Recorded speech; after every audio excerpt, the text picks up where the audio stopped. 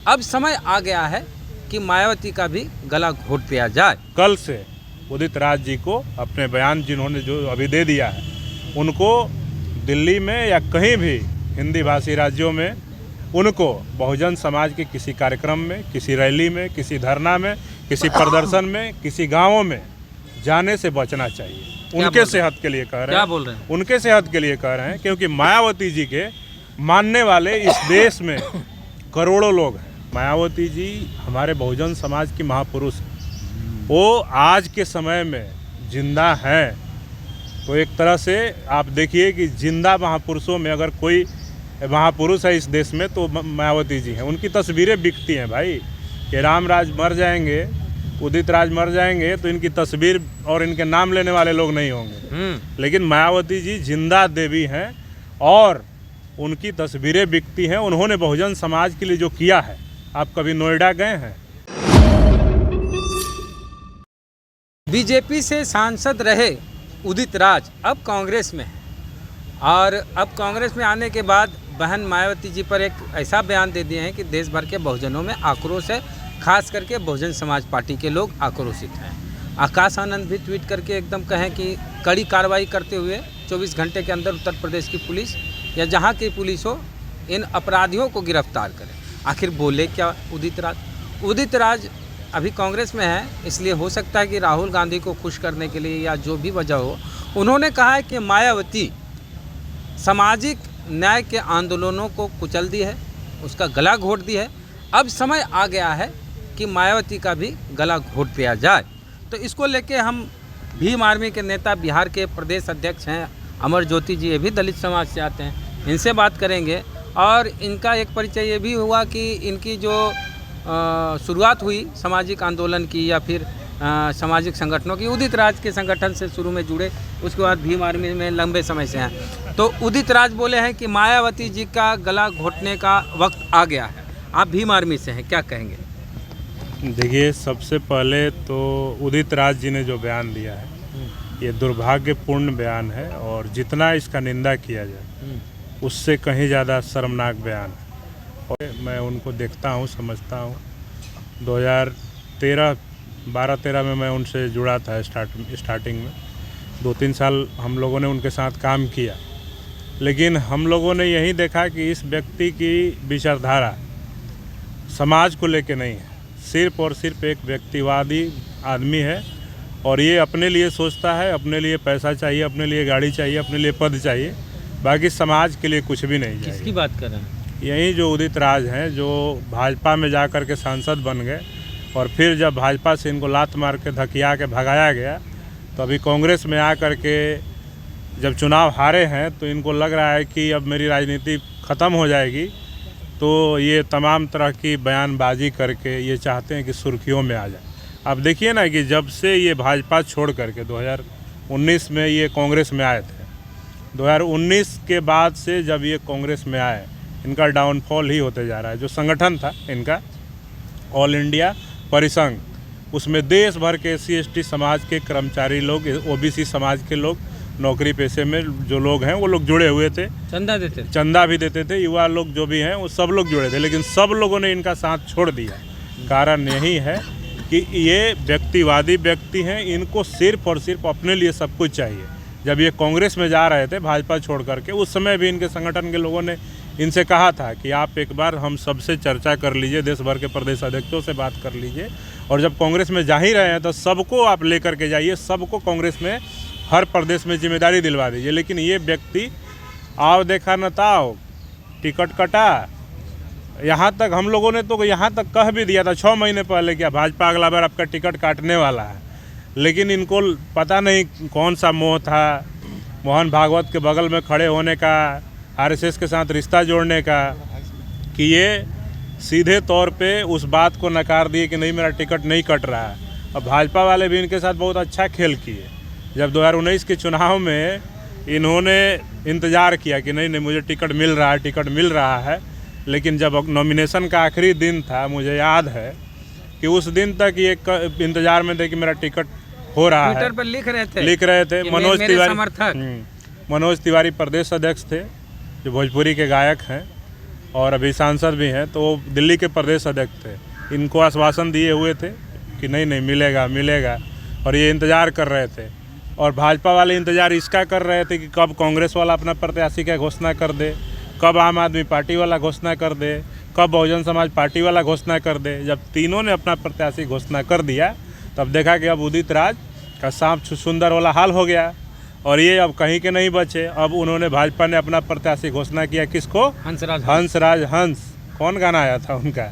ये जो सिल्ली सिल्ली आंदी है। हाँ, तो उनको कैंडिडेट बना दिया। उदित राज के हाथ में तो अब कुछ बचा नहीं, तो ये अब किधर के भी नहीं बचे। तो इनको सोचना चाहिए था उस वक्त भी कि भाजपा ने इस तरह से जलील किया, तो थोड़ा इंतजार कर लेते, आराम से उस पर अपने लोगों से बात कर लेते, वार्तालाप कर लेते, सामूहिक तौर पे निर्णय लेते।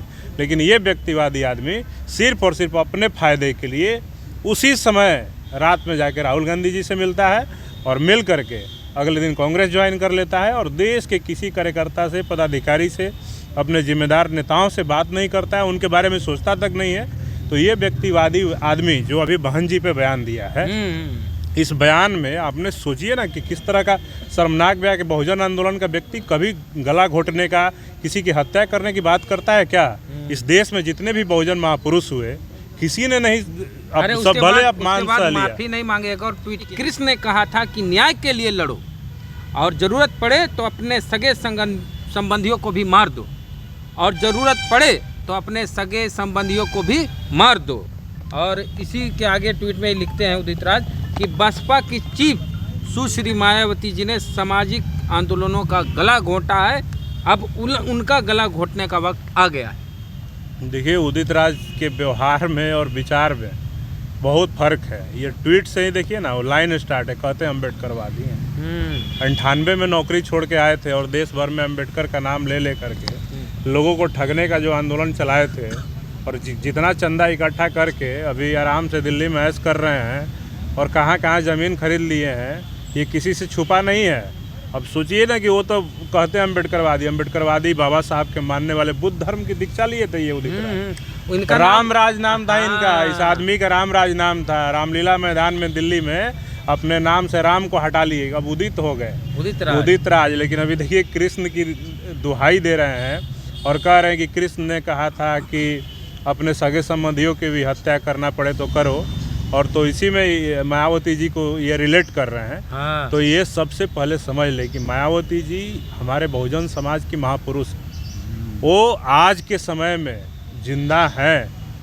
तो एक तरह से आप देखिए कि जिंदा महापुरुषों में अगर कोई महापुरुष है इस देश में, तो मायावती जी हैं। उनकी तस्वीरें बिकती हैं भाई, कि रामराज मर जाएंगे, उदित राज मर जाएंगे, तो इनकी तस्वीर और इनके नाम लेने वाले लोग नहीं होंगे। लेकिन मायावती जी जिंदा देवी हैं, और उनकी तस्वीरें बिकती हैं। उन्होंने बहुजन समाज के लिए जो किया है, आप कभी नोएडा गए हैं? नोएडा जाकर देखिए। जो लखनऊ गए हैं, लखनऊ जाकर के देखिए।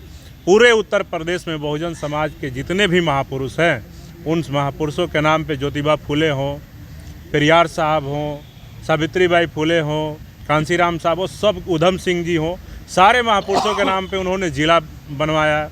उसके बाद महापुरुषों के नाम पे यूनिवर्सिटी खुलवाया।